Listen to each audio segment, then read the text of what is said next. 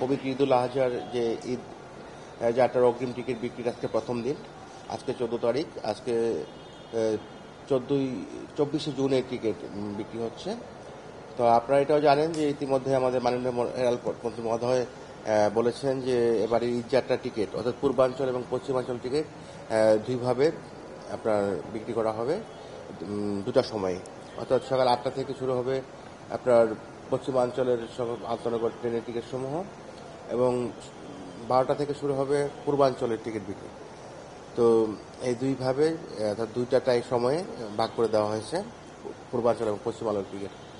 তো এখন পর্যন্ত আমরা 9টার সময় যে সর্বশেষ আপডেট পেয়েছি সেটা হচ্ছে যে পশ্চিমাঞ্চলের আন্তনগর ট্রেন সমূহের টিকিট 9টার মধ্যে আমাদের সকল টিকিট বিক্রি হয়েছে। আপনারা জানেন যে আজকে যেহেতু 24 তারিখে ঈদ যাত্রার অগ্রিম টিকিট দেওয়া হচ্ছে, আজকে আমাদের টোটাল আসন ছিল প্রায় 13,000-ই বলা চলে, 12,821।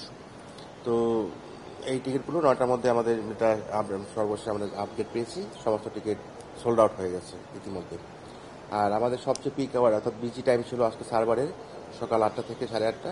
প্রায় 40 লক্ষ লোক একসাথে টিকিট কাটতে চেয়েছে, যেটাকে আমরা বলি হিট, সার্ভারে হিট পড়েছে। এবার নগদ দিয়ে মোবাইল রিচার্জও জিতে নিতে পারেন BMW গাড়ি। সহজ.com এর মাধ্যমে পরিচালিত হচ্ছে।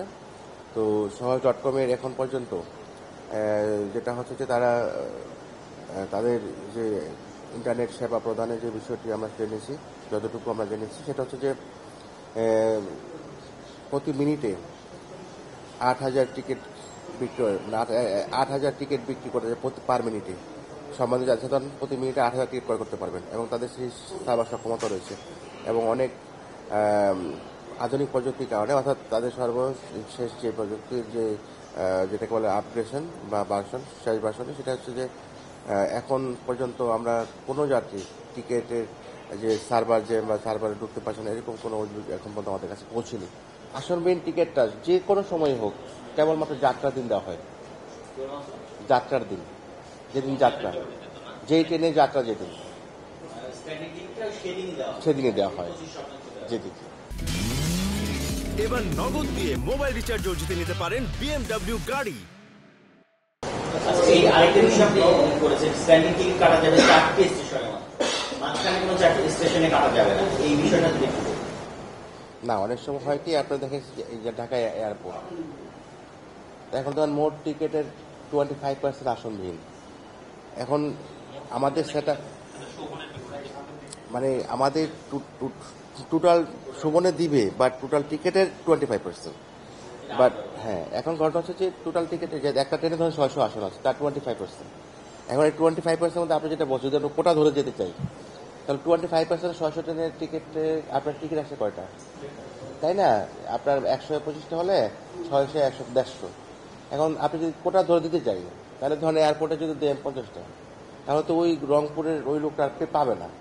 যার কারণে আপনি যেটা বলেছেন সেটা সীমিত করা হয়েছে, যেন মাঝখানে সংক্ষিপ্ত দূরত্বের অমিট করে দেয় যাতে দূরবর্তী মানুষগুলো যেতে পারে।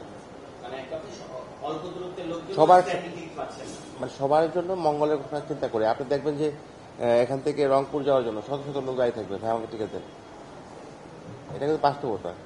তো আপনি যদি এয়ারপোর্টের লোকগুলোকে টিকিটগুলো দিয়ে দেন, কোটাটা ফিল আপ করে ফেলেন, কারণ আপনার তো ওই কম্পিউটার সেট আপ হচ্ছে ওই 25%, এই বাইরে তো যাবে না, ইচ্ছে করলে বেরোতে পারবে না।